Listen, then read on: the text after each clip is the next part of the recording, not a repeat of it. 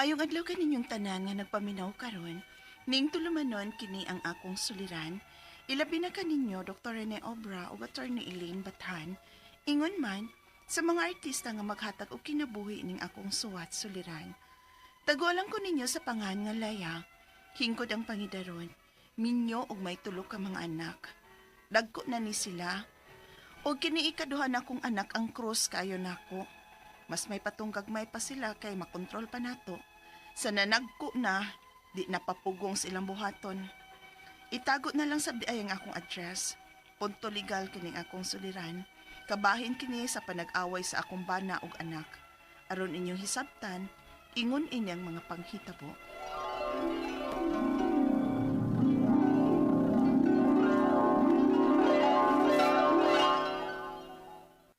Asas, Jeric? Ha? Nga na naman sad mo? Buang-buang ning bata, ah. Sige, hatag og baon sa eskwelahan. Wa naman rin mo eskwela. Unsa? Wa pa mauli. Wa pa man. Tanaw, mamakak pa ba ni Ron? Oh, siya na nang nagpaingon diri ay. Karon lang ning bata, ah. Kalma lang ha. Istoryahan lang gud nato gud. Kalma. Di madag kalma. Di madag istorya na tawhana. Karon lang gina. Gahigig ka ini. Pasin bag di na tinuod ba? Di tinuod. Nga dito ko gikan sa eskwelahan. Wa ko na siya musod sa iyang klase. Sukad ganina buntag. Kuyog-kuyog ko na sa iyang mga barkadang adik. Unsa? Amin ko pa. Amin? Manamparos magod ka pa. Husisan. Gusto na usman ka? Oy, kalma lang gud. Din ka gikan. Nga nang wa ka man musod sa imong klase. Oh. Nahibaong ka. Kung nga nahibaw ko. Ayaw na nagpamakakdo. Kaya dito ko gikan sa inyong eskwelahan. Nga nang wa ka man musod sa imong klase. Sige kag pangayog bawo na mo. Animala ka. Unya wala ka musod-sod sa imong klase. Animal ka na ko. Gisayunan ka sa mong sakripisyo ni mama nimo? Ha? Jose, gusto na gud. Jarik, sige na, sodas bay.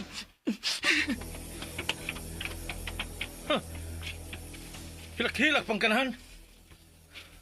Siya pa'y nakasa. Imo masagong idapatang bata gud. Bata. Manami gara na. Ha? Kay laban-labanan man nimo. Bata gu taon nga taas man kito nako gani. Ay, gusto na gud. Uy, nasige kasuko dia kay high blood ka baya. Ako ni makiksulti sa atong anak.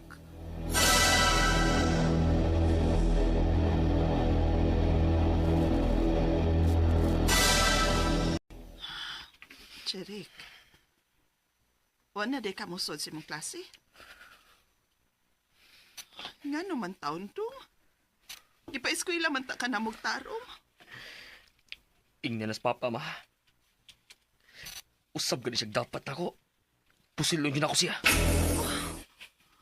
Kay may pusil ay ka dong, ha? Cherik?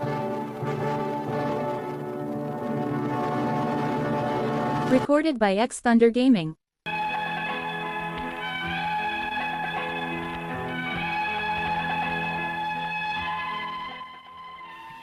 Grabe ka kontraryo ning akong bana sa among anak nga lalaki. Badlungon masab kong bataa kay nabuang sa barkada. Ug ang labaw na mong ikabalakan kay mga adik ang mga barkada ani. Hangtod nga wa na namo kini pa eskwelaha kay di man sab gyud musod siyang klase. Apan sukad di siya natamparusan sa iyang amahan. Dili na sila maayo og relasyon sa iyang papa. Nagtuming ang pagpaundang namo niya og eskwela ang sulbad sa tanan. Apan nagsige na lang gyud hinon og laag kauban ang iyang mga barkada. Diin may grupo-grupo na sila. Unya, ay, Ginoo. Pila na ron kaadlaw nga wa maulis, Jeric. Oh. Nagsige ka maglili diya sa dan paingon diri sa ato. Nag-atag kong Jeric nga mauli. Anak mang dito siya mo agi, good. Ay sus, ay natugunaw na ang bata. Dako na to. Basig wa taon to makakaon ang imong anak ko si uy. Sa ako nagikaingon, dako na to. Mabuhi na to iya ha. Kung maning kamot siya, mabuhi gid siya. Unsaan man tan pagpaningkamot adto nga maglisod pa mga itong pangitag trabaho? Kay wa pa to makahumag-eskwela. Oo, ipabati niya ang nilugdangan sa iyang binuhatan. Ikaw ba, Jose ba? Kung makasulti ka, no, murigyog dili ni mo anak si Jeric. Anak ang akong pag-ila niya. Apan siya? Naghuna-huna ba siya? Nga may mga ginikanan pa siya? Ay, ni ana di ay. Gihatod og motor siyang barkada. May pagkuhan na lang siya muli. Hilom na lang gud, uy. Ako na makiksulti niya. Sugaton ako ang atong anak. Nanong karon ramang ka na uli, dong. Sige kang pungutan na mo eh. Nulit ako kaya magkawa ko sa mga butang. Sa akong silina. Ha? Asa man di ka? Naging na ngayon lang si pangutan na. Sulag utok, oy! Taro nga tubag ng imong inahan, ha? Ayaw gahi-gahi si mong tingog. Buwanga ka. Di as rin nakaingon ay kung anong naingon ko ini. Sa ito isulti mo? Jeric. Kagawa! Jose! Yay, Kagawa! mao ini duol ay. Kining imo. Ay, ginoo ko may kutsilyo ka, Jeric! Ginoo ka mong imong amahan! Jose, mabantay! Animal ka? Musukol ka din ako, ha? Maunay ka nini akong nagunitan sa imong kilid. Hirap! Ay, ginoo ko! Jeric! Jose, gipusil mo ang atong anak!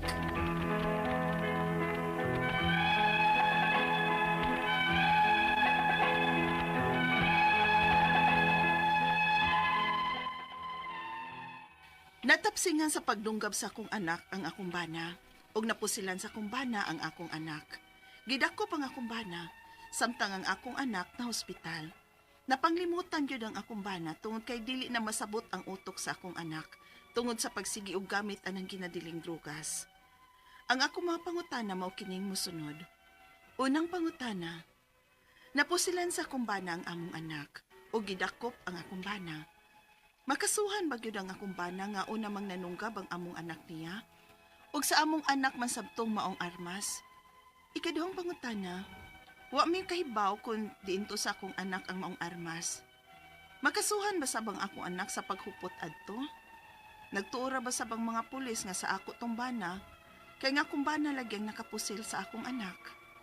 Ikatulong pangutana, pwede ba na matrace kung kinsay tag-iya sa armas nga gidada sa akong anak? Kay nahibaw man gyud mi nga dili to iya. Ikaw pa to gatapusan. Kung magkagawas na ang akong anak sa ospital, unsa may among buhaton? Kay nagtuo man gyud mi nga naa ni gisudlan nga binuang o tigamitan na ni og ginadiling drugas. Pwede pa nga amo na lang siyang ipapriso kay lain naman sab ang dagan sa utok. Palihog, tabang tambagi ko. Kini ang akong suliran, Leia. Mayong adlaw mga suking tigpaminaw kini si Attorney Elaine Bathan. Og kinisab si Dr. Rene Obra. Karong adlaw kami sa kuang partner nga usa ka lisensyado nga medical doctor ug ako usa ka lisensyadong abogada ang mohatag ninyo og tambag tubag sa inyong mga pangutanag mga problemang may punto legal. Punto medical, psychological, emotional, behavioral og problema sa mga ginadiling drugas. So sure gyud mo nga ang kanang among mahatag nga tambag ug Lisensyado. tubag? Yes. Tinuod no amo ginang gipaning kamutan nga base sa inyohang mga gipadana mong suwat, ninyong mga suwat ug mga pangutana, medyo sakto pod nung nay basihan ang among mga tubag, di ba Dok? Yes. So ay namo pagdugay ipada ang inyohang suwat sa suliran_612@yahoo.com. Or sa atong Facebook account, kini ang akong suliran, official writer's page. Pwede sad atong ipadala sa 3rd floor Jose R. Martinez Building, Osmeña Boulevard, Cebu City. Yes, and kinsa may mga unsa ato ang quote for the day, Doc? Ang atong quote for the day Mm. is that your life is a perfect classroom journey. There Yes. are lessons to be learned. Tinuod. Ha? Na- Hantag ma-learn. Anything sa tanan, no? Whether through good or bad experiences na Mas to, daghang Doc. ko tag ma-learn na to ni sa atong mga bad experiences. Yes, because they will make us stronger man. Yes. Diya man ta makaingon nga, naaday ko'y pagsipiat, naay pagkuwang, so mas tarungon ko ni, sunod, ani gani, di na ni mao akong buhaton, mo na ni akong buhaton. Mao. Diba? It makes us, and it's a test of our character po, Doc. Mm. No, kung unsa ta mo react sa mga ingon ana nga mga bati or negative nga situations, dinha makita ta og unsa gyud ta. Makalearn ko na tagdaghan na to ni outside of our comfort zone. Tinuod. Correct gyud na kay kung kampante ka, Sige di lang ka mo na, risk. sige lang na sa mong kwarto, wag yun, mahita mo. Dili. Kihalan sa jud ka mo amo sulay makaambak bakag makalabang baka. Oh. Di ba? Yes, okay sa mga i-greet na to Atong today, igreet Doc. ang atong mga guwapo ug mga aktibo nga mga security men, security officers diya sa TRC Drug Rehabilitation da sa Argao, Cebu. Si Geraldine Lopez, Gistoni Mamulang, Jeremy Sisiban ug Bonifacio Hirames. Disemistro sa atong mga staff da sa Brotherhood Health Center sa Basak, San Nicolas, Cebu.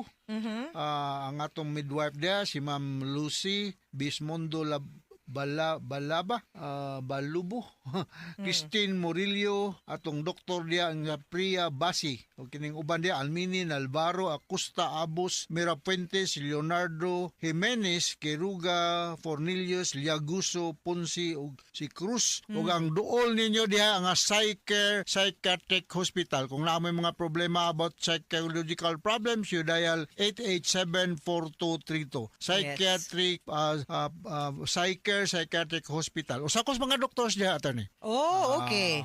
Well, then they are assured nga naagi maayong doktor dito, Dok. Kinaamang ka. Na Di ba?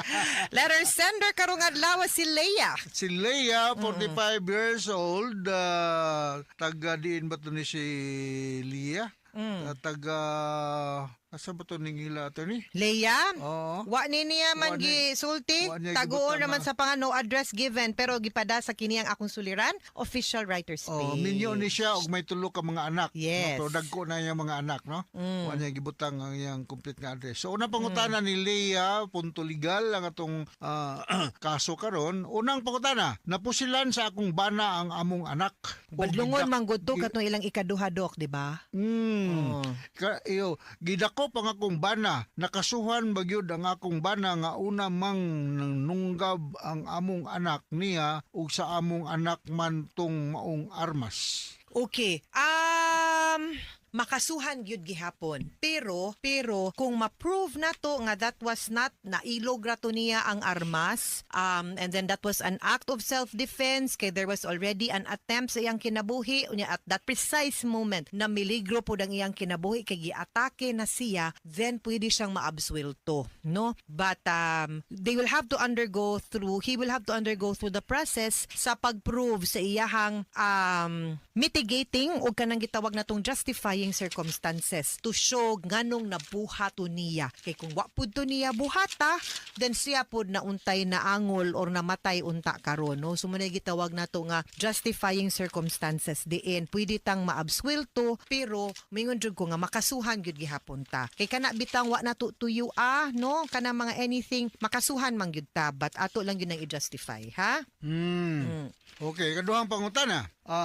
Wala mi kahibaw kung diin to ang akong anak ang maong armas. Makasuhan ba sab ang akong anak sa paghupot adto nga nagtuo ra ba sab ang mga pulis nga sa ako tong bana kay ang akong bana lagi ang nagkapusil sa akong anak. Well, we will have to prove no nga of course makasuhan for illegal possession of firearms kay kung kaning mga firearms nato di man ta basta-basta makapalit ani, makakupot ani, makakarry, makagamit ani. Kinahanglan man tag license to own, license to possess, license to carry no the firearms. So ug wala tay klase nga napunay limit as to unsa nga klase nga firearms. So kung wala ta ana then illegal possession gud ta of firearms aside from the fact nga kung atong gigamit sa di mao. But we'll have to prove no nga sa inyo gyud tong anak makasuhan sad gud siya. Makasuhan, no?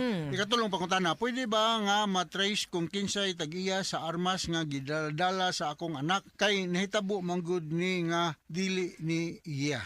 Pwede kayo kung nalrehistro ni ang armas. Oh. Kay kung kaning mga paltik ba kana ganilang ingon nga paltik nga hinimo kay kanang mga armas good naara po'y mga lisensyado nga mga kumpanya nga allowed mo himo mo distribute ug mo baligya aning mga armas kay naa man na sila mga serial number nga kinahanglan marehistro para matrace sa ato ang PNP AFP no kung kinsay tag-iya ug asa napunta unta kinsay gibaligyaan ana. Kung paltik ang katong imuhang ang iyahang armas basin maglisod ta og trace kung kinsay tag-iya kay di man na siya rehistrado, di po na siya lisensyado. Pero Wasay iltap. wala pod license to carry, no? Oh, kana wala. So mao nay problema ana. But if you can padara gyud na matrace, then better kung matrace unta pay para mas ma-prove nato nga dili gud siya tag-iya.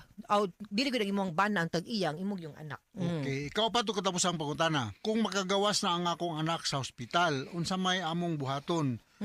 Kay nagtuo man gud mi nga naa ni gisudlan nga binuang og gigamitan og Ginadiling droga. Pwede ba nga amo na lang siya ang ipapriso kay lain naman ang dagan sa utok? Doc, kaya ni rehab, diba? I think we should recommend nga iparehab ning bataa. Yes, Kay nag-drugs man. Ipakonsulta din iparehab. Okay, mo umang ginihinungdan nga no na nangingon ana na siya. No, I think ang root cause ani is because he is a drug addict and a drug dependent. Yes. Mo nang lahig pangisip, lahig pangutok, lahig batasan, mubuhat nag mga dili mao tungod kay para ma-sustain siguro ni ang iyahang bisyo. But hopefully, di ba do kung ma-address unta ni siya, no? Then probably mas straight ni siya kay daghan man kag mga napasyente, di ba dok, nga natarong. Yes. Oh.